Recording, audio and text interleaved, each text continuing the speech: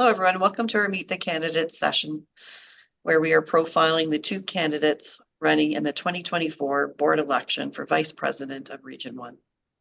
My name is Andrea Kay, and I'm your Chief Executive Officer and Chief Electoral Officer, and I will be moderating this session. Also joining the session to provide assistance is Athena Brown, Senior Strategy Project Manager, and Clark Allure, IT Trainer.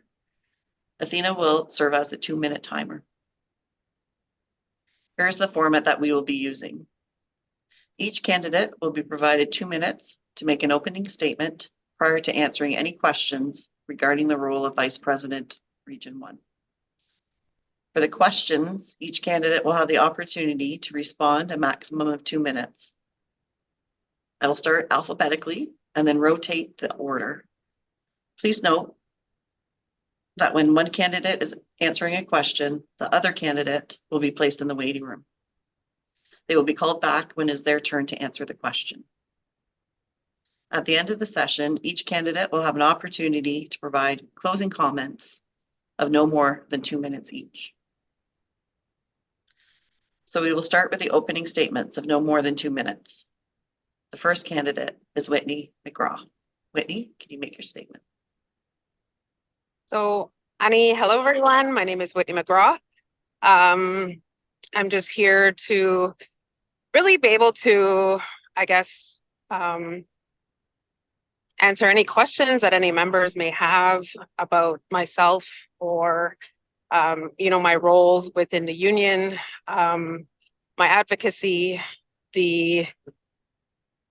basically just I'm an open book and answering and being able to answer anything that I can be able to do now, and also to, just give the time to really discuss a lot of the areas that affect our region, Region 1. I brought up a lot of them within the last couple communications in terms of staffing, safe patient ratios, the overcrowding, just all of the issues that we face within Region 1. And to be able to, let you get a chance to know me, what I can contribute to ONA currently what I do at the bargaining level, but also I think a different perspective that I can give ONA at the board level. And just a chance for you to be able to ask any questions that you might have. Big watch. The second candidate is Monique Storzak. Monique, you can make your statement. Hello, Region 1. I am Monique Storzak. I am the bargaining unit president, local coordinator for ONA 46, which is Sioux Area Hospital. I have been part of the local executive since 2016.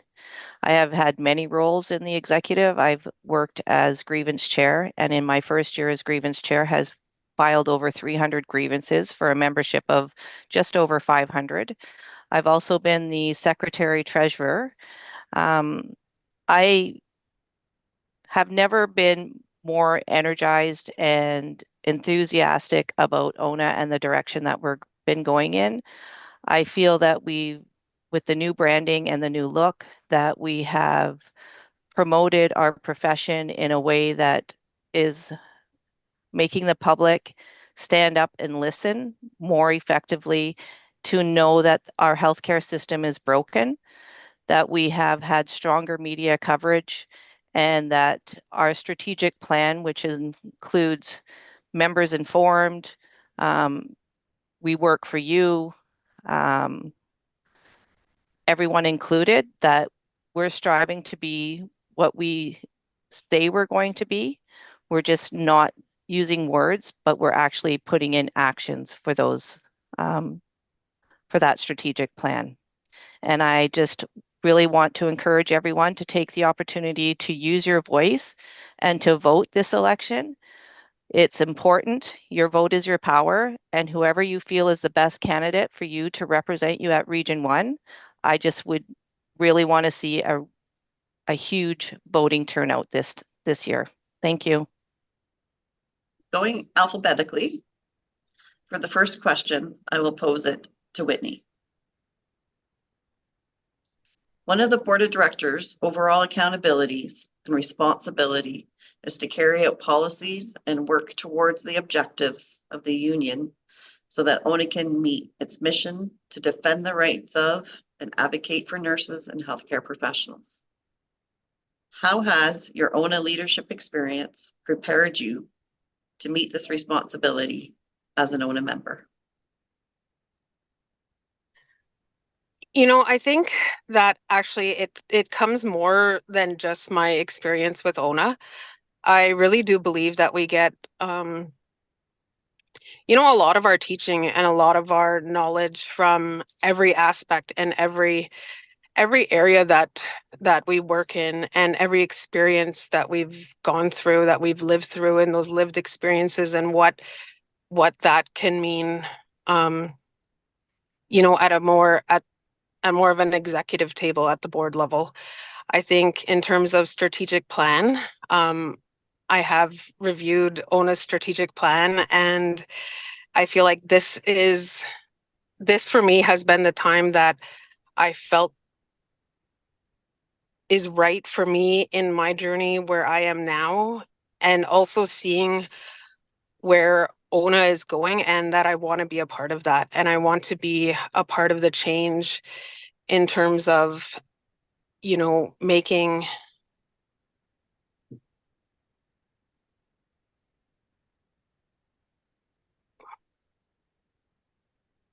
our union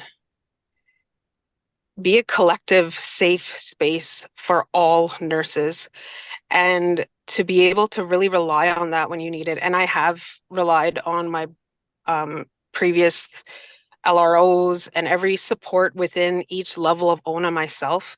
And the leadership that I did gain through ONA, being here and understanding that grassroots level, and understanding that we need to listen to our members who are running in the front lines and who are, you know, who are suffering every day, and still giving everything that they have to give. I Yeah, I truly believe that with this, along with the strategic plan, it could be better. Miigwech. I have always based my leadership on education, communication, and transparency. I feel that a well-educated executive as well as a membership is integral to achieve the goals that ONA is wanting to put forward. I also have done some education for myself to ensure that how I am presenting is how I am perceived, so that my membership feels included, heard, and respected. Um, I feel that I open the opportunity. I am very transparent with my membership. I share everything that I can through ONA.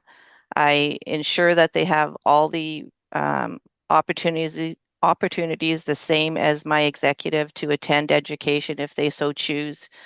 I have also um,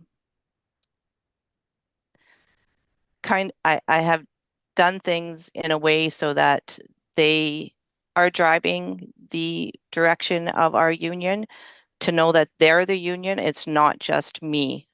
I needed them all to be part of the union. So I have taught them about things such as demonstrated need, to ensure that they know exactly what kind of information and how we can proceed to be a stronger union and have a stronger collective agreement. For the second question, I will begin with Monique. ONA launched a new brand at our biannual convention last November that aligns with our strategic priority, telling Ontarians the truth. This is a two-part question. One, can you share what truths you believe need to be shared with Ontarians? I believe the truth that our government is trying to privatize our public health care, which is our public health care is a right to every Ontarian. We should all be treated equally. We should all be able to access care when we need it, that there should be nothing that we can have to pay for, that it's equal opportunity. It's not the rich get bumped at the top of the line because they can afford to pay for it. I believe that they need to understand that the nursing shortage is a reality, that there aren't enough nurses in Ontario to support the public healthcare system because the government has taken action that has siphoned away nurses from public healthcare. I believe that they need to know that our communities and our province is at risk of losing what it is that makes us Canadian. We have always been recognized in the political forum as having this great social system, and little by little that social system is being eroded away by our government. Thank you. Okay, so I think all of the truth, right? Like it's an I've had enough of everything being swept under the rug by management, by hospital, by LTC administrators. I feel like it's time to just come truth and be honest, and those are the ways that we need to move forward. We can't make effective change without ensuring that all of Ontario is aware of the struggles that are happening right now within healthcare, and utilizing our platform and utilizing our voices and utilizing our strength. And I know that we have strength as nurses, we do, or else we wouldn't still be here to this day after, especially what we went through in this pandemic, and the fact that we're still recovering. Nurses are still mentally and physically recovering from COVID and the effects of it.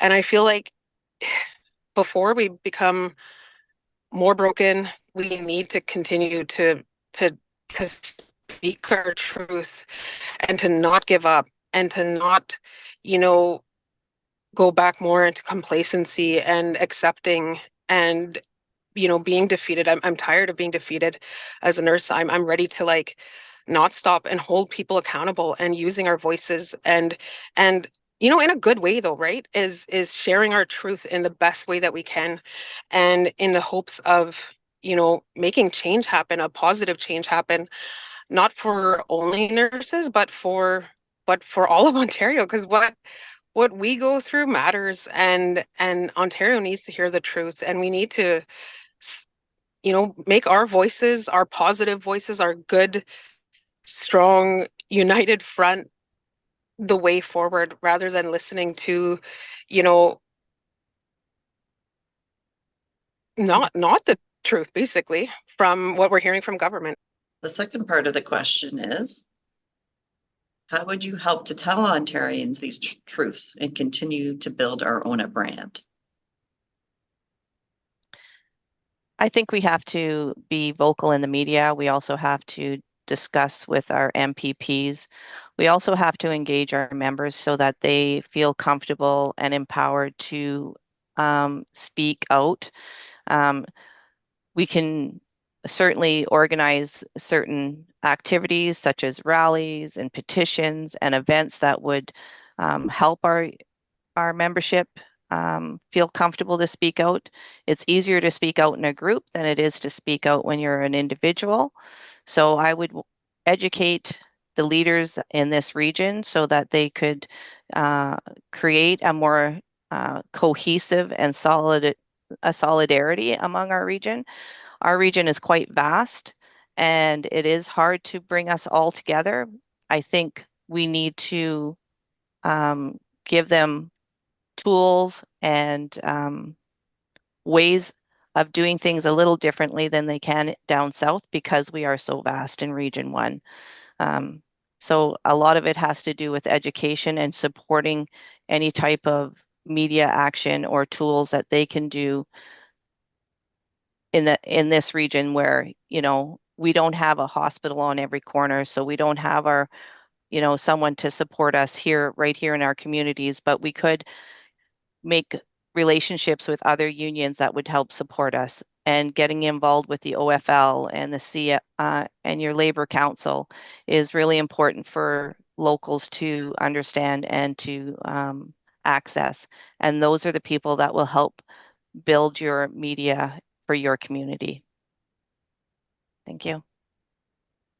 I think one of my favorite things was the ONA rebranding and understanding how much a brand matters and how much that signifies to us, right? And especially our brand. I feel like the individuality of it and really using that to move forward and to show our united front and to really make an impact. And I feel like I've always told the truth. I've always gotten my hand slapped for telling the truth. I've always had also union support behind me from, my previous bargaining unit president and everyone, but it doesn't stop me from telling the truth because it needs to be told. And I still do feel that, when done in a good way, when done in a respectful, honest, truthful way, we can make progress.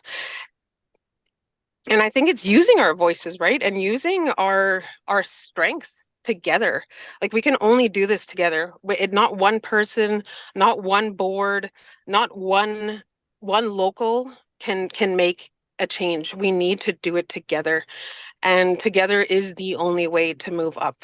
And I feel like I can be that person to, give a different outlook and give a different perspective and give the perspective that we kind of that embodies our brand and the fact that it's individual, it's unique, it's representing all of our 5 regions and showing how we're connected together. It's always that connectedness. And when we become stronger, the truth will come out. Well, regional vice presidents are elected to work with the board to ensure that ONA is able to meet its mission to defend the rights of all ONA members across the province. Regional vice presidents are also elected by the members of their own region to represent their interests. I have another 2-part question. 1, as vice president, what are the main issues you are hearing in your region that you would feel is a priority to address? I think the biggest one in my area that I've seen time and time again is just understaffing and the lack of safe staffing ratios. Like that's what it always boils down to is safety and whether or not we're even able to uphold our responsibilities to the College of Nurses, right? Like we need to be able to do that. And when we can't even meet our basic standards, but the blame still falls on us, that's where it becomes scary. And, I'm always trying to uphold the college standards in everything I do. And when it becomes the fact that, we can only shoulder so much responsibility on our own and the issues around lack of staffing, lack of appropriate staffing, hearing it from like HSN, out towards the Sioux, going towards all of our smaller, more rural communities, like every area is impacted. And I think we need to take a bigger look at every single industry, every single different organization, and the fact that we're all facing the same issues and to collectively support each other in each area, right? Like I support when hospitals going through, even though I'm in long-term care, it's about supporting each other and creating that community and creating that togetherness and able to really make sure that our voices are heard across the province. And really it should be nationwide, but it's really focusing on those and ensuring that, that we're able to be nurses and provide the care that we need to give.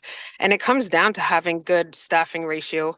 It comes down to having, you know, safety. I feel like that's always the basic of anywhere. The main issues are short staffing, so nursing shortages.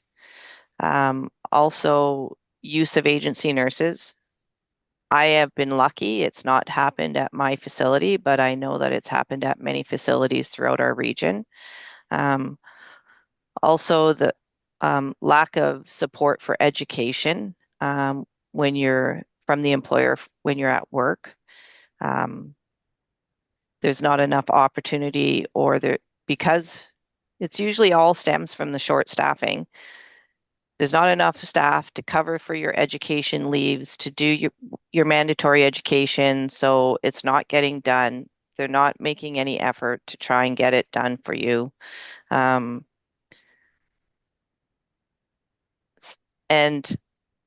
the professional practice issues in the fact that they can't meet their CNO standards and they go home feeling like they haven't done a good job. They haven't supported our community the way they should support our community.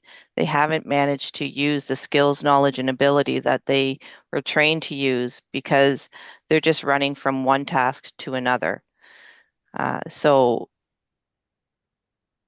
I would think those are the major issues, and the fact that we are seeing derostering of patients.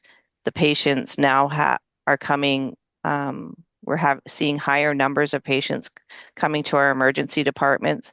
Our emergency departments have had to close or have had to hold beds. Particularly in mine, we've had staffing issues where there's only 3 to 4 nurses in the emergency department at a time.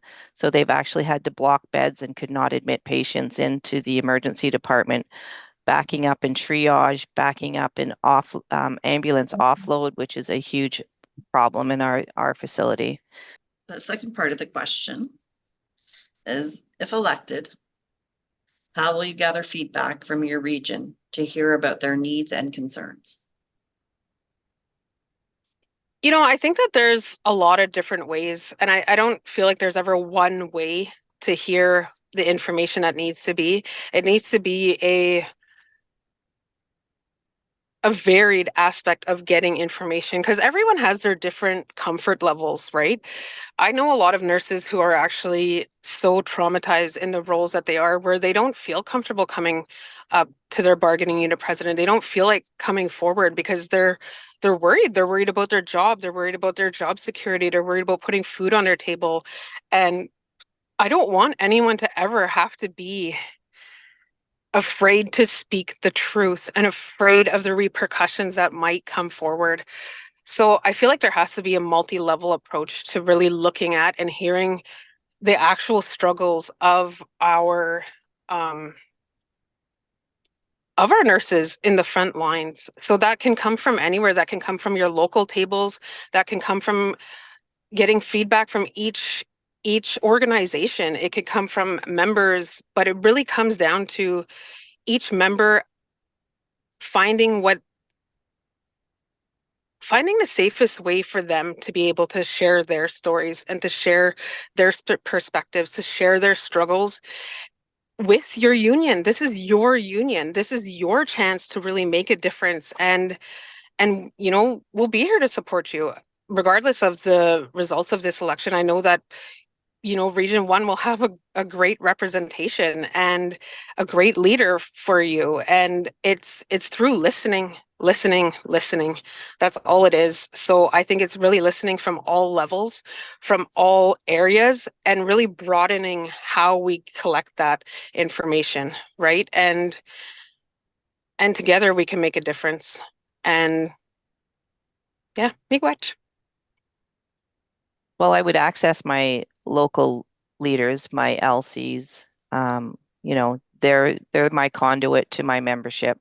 But I'd also make a concerted effort to go and visit the sites as you know, as much as I can. I think I would prioritize where I was hearing the most going on, so that I could talk to the members directly to hear from them what their issues are, if they have solutions to those issues, um, if they just need someone to vent to. That's really how I think I would go about trying to find the issues. First, using my LCs, who would be my conduit, and then identifying real hot spots and trying to visit those sites to talk to the membership directly. For this fourth question, I will begin with Monique.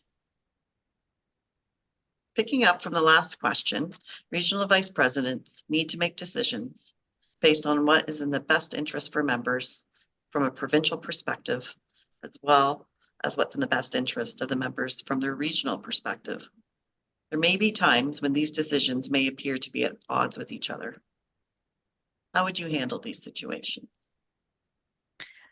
I would have to fall back on what our strategic plan is. I mean, yes, I'm Region 1 Vice President and I'm representing Region 1, but I have to ensure that the viability of ONA is also first and foremost in my mind. So it's not just about the economic and social standing of my region, but it's also the social and economic standing of ONA as a whole that we have to ensure, because we want ONA here for a long time. We just don't want ONA here for the next few years. We want ONA to build and to increase in numbers and size, and we want it to support our nurses for many, many years to come. So that's really how I would address it. I mean, I believe that we can find a solution for any problem as long as we listen and we're equitable and inclusive, and we make sure that we're basing our decisions on what's best for the whole, not just for the individual. I feel like, there's always going to be struggles, right? There's always going to be at different levels, you're going to have different priorities, different issues. And it's really prioritizing and as well,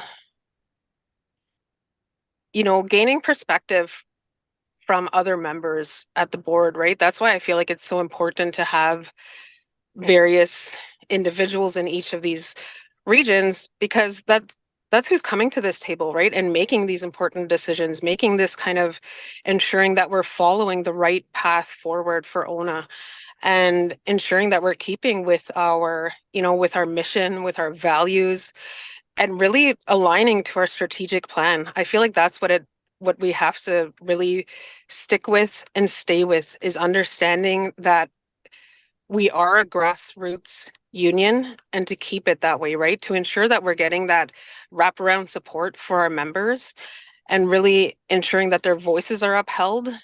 I think that there can be struggles, but it's always finding the best way forward and ensuring that our priorities are matching with our, like I said, like our missions, our values, our beliefs, and ensuring that, you know, that we align with our goals as a union, and not to make the same, to always be moving forward. I guess that's what it is. And I feel like ONA has really changed their direction, and this is the time I feel to really come together, and this is the time where I feel like our voices will continue to be heard and continue to be upheld. For the fifth question, I'll begin with Whitney. ONA's constitution assigns specific portfolios to board members. How would you ensure you were meeting and advancing members' voices for the portfolio assigned to you? I think it really depends. I know that right now Region 1 holds the education portfolio, which is a portfolio that's really near and dear to my heart, is education and the constant learning, right? And whatever portfolio, comes, I also feel like it does need to fit with that individual. And I have seen them make changes at the board level for the different portfolios, and to align with that, to make sure that they align, but to also understand the importance of each portfolio, and ensuring that the goals that we have set for each of these are achieved, right? And achieved within a manageable time frame, and meeting those expectations, and really hearing from what members want and what we need. And I feel like that's what shapes and shifts our path, right? And the way that we choose. So I think really when we look at the portfolios that are held, it's understanding how important they are and how much effort and care goes into each one. I do feel like there has to be something in terms of alignment and values, but also to know that this is where we make change, right? With our policies, with our procedures, with how we're making these more frontline decisions that really impact all of our members, and to really get them the adequate support that they need, because that's what it comes down to, right? What shifts and what makes, say, for example, education, is hearing what our members need at the front lines, hearing what they require from their union to be educated and supported, to be able to do the best job that they can do together. And I feel like that's it, is just giving it what you got and giving it your all, and moving forward. Well, I mean, it depends on what portfolio it is, but I would certainly want to make sure that I am well educated and well versed on the responsibilities and roles of that portfolio. I would also want to make sure that I'm um, assessing the needs of the membership so that what I'm doing in my portfolio is relative to what they need, that I'm not assuming their needs, that I'm getting direct information from leaders, from members, exactly what needs need to be addressed, and ensuring that my role in that portfolio is meeting those needs and accessing whoever I need for assistance to get those needs met, whether it be our president or our first vice president or someone on the staff. If I needed help to address an issue or to um, work through a problem, I would ensure that I would access the team that's available to me to address those needs. One of ONA's 6 strategic priorities is everyone included, creating a more diverse, equitable, and inclusive union. One of the major initiatives ONA has undertaken within this priority is our Anti-Racism and Anti-Oppression Action Plan. In your role as Vice President, what role would you play during your term in helping to contribute to the successful implementation of our ARAO action plan? Again, I think it all stems from education. Being a settler, I can honestly say there was a lot of things I did not understand about our history, and it's only been through education and taking opportunities to inform myself that I have been able to start to build a journey for myself on truth and reconciliation. I take my I take that very seriously. I feel that we do have a lot of work to do. We do have inequities in our healthcare system, and we are making steps towards addressing those inequities, but we do have a long road, and it's going to be a long, hard road. It's not something easily overcome. And I really believe that only through education of our leaders and then filtering that down to our membership, that we will accomplish that in our strategic plan for inclusivity, equity, um, equal care, equal employment opportunities, um, and to ensure that uh, new members and new nurses that have come from other countries, other cultures, who have different cultural dimensions, um, that we take the time to understand that we take the time to listen and to learn from them because they are the experts. And I really feel that we are on the right road. It's just, you know, it's just going to take a long time, but we need to take that road and no matter how difficult it is. So I feel that, this is probably of the utmost importance, this action plan.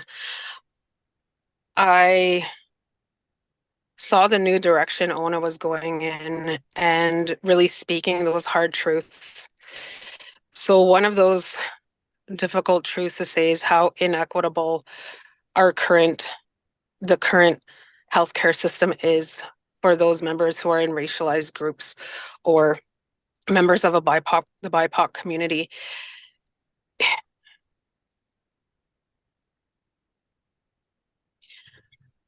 I feel so strongly that inequity has no place in healthcare.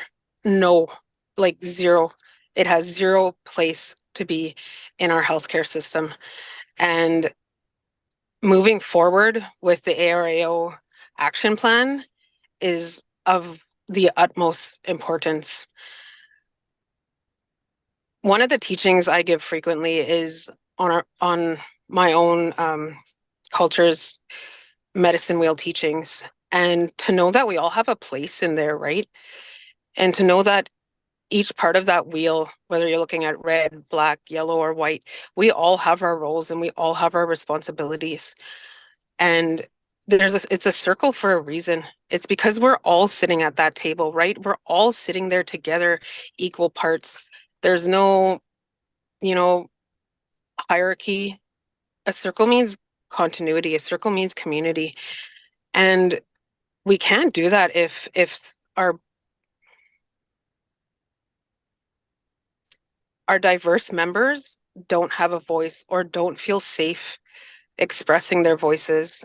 And I know I was in that position previously where I felt my safety at risk. For our final question, I will begin with Whitney. The Board of Directors' common mandate and accountabilities states that fiscal responsibility is a cornerstone of the board's accountability. How would you ensure membership dues are spent with integrity?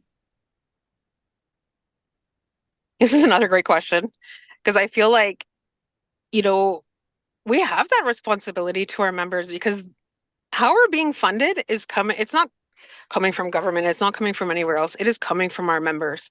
And that is exactly why we need to be listening to our members, to making those hard changes, to ensuring that, even when I love shopping and I want to know whatever I am spending my hard-earned money on, that it's going towards a purpose and ensuring a better way forward, right? And this comes even from our union dues. That's why I feel so strongly that each level of ONA has a responsibility, and the responsibility lies with each one of those leaders in each of the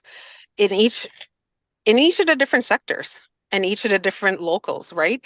We all maintain this responsibility and we all have this onus to really ensure that this money is being spent appropriately, that it's being mindful of what is happening at our grassroots levels, what is happening at the front lines, and ensuring that support and, it comes down to really that openness, honesty, transparency. I don't ever believe in sweeping things under a rug. That's never how you solve problems, right?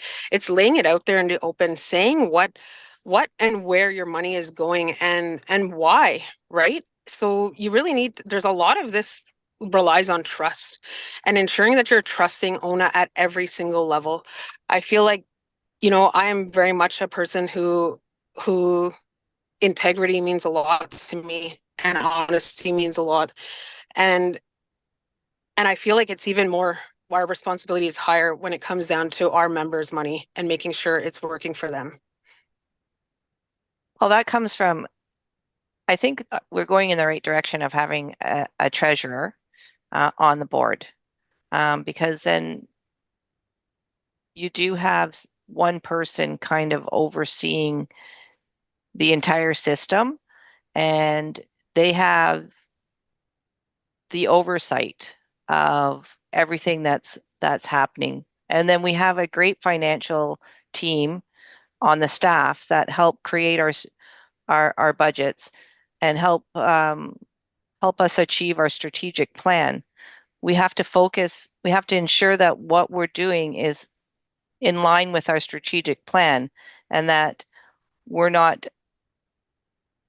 deviating from those plans, that we keep the best interest of the whole membership in our minds, that it's not about individuals, it's not about individual regions, it's about a whole membership working together in unity to create a powerful and more cohesive union.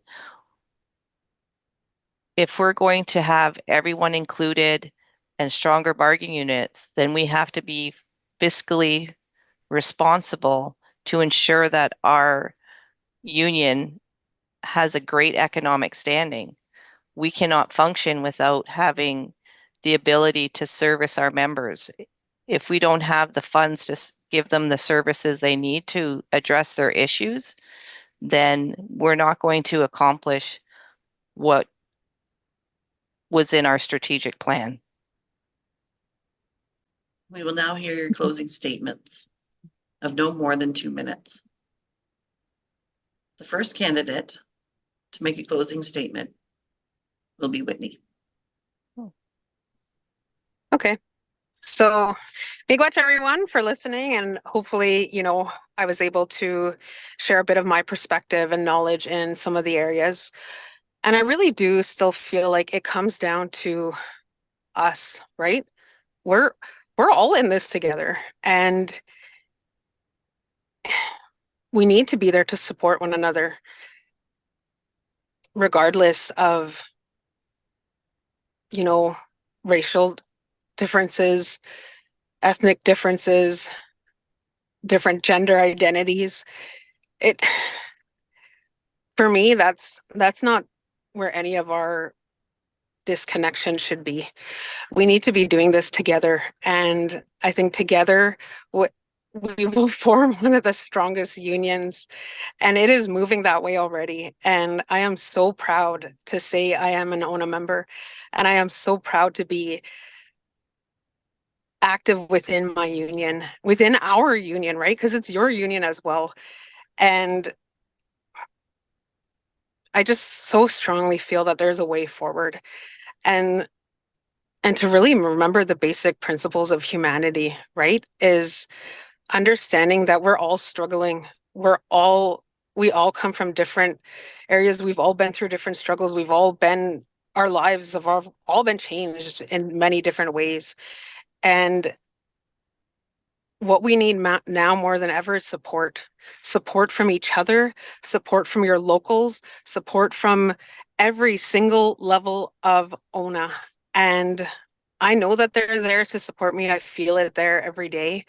And I want all Ontario nurses to know how much ONA cares for each one of you and wants to hear what is happening at those front lines, right? So I just want to say miigwech again for this opportunity. Now we'll hear from Monique. First, I'd like to say thank you to Whitney for joining the debate and for bringing a voice for Indigenous. I think she is a great advocate for the Indigenous. And I know that in meetings I have learned a lot from her listening to her speak. So I would just want to reference that because I feel it's important. I too feel like we have got to start, and we are starting, to know that everyone is included, everyone is important, everyone deserves the right to health care, everyone deserves the right to be respected and valued and heard. And I believe we are moving in the right direction. I myself have, like I said, have had to start a journey of unlearning and relearning because what I grew up learning was not truthful. It was something that was passed from one of my family member to the next family member, and I've only come to realize there's so much that I thought and believed that was not truthful, and I'm taking those steps to learn those things. And I feel that it's important for all of us to take those steps to learn those things. And yes, I do agree. Our union is there for every one of us. We're a powerful union. We've made powerful connections with our affiliates, and we need to continue that momentum. I read a slogan, the I and you in union makes us stronger, and that's exactly what it is. It's not me, it's not you, it's us. Thank you. Thank you to all the candidates for participating in this session. Please go to the ONA website for the videos, resumes, and articles of each of the candidates. Any member questions regarding the election can be directed to the Chief Electoral Officer email, which is chiefelectoralofficer@ona.org. Thank you.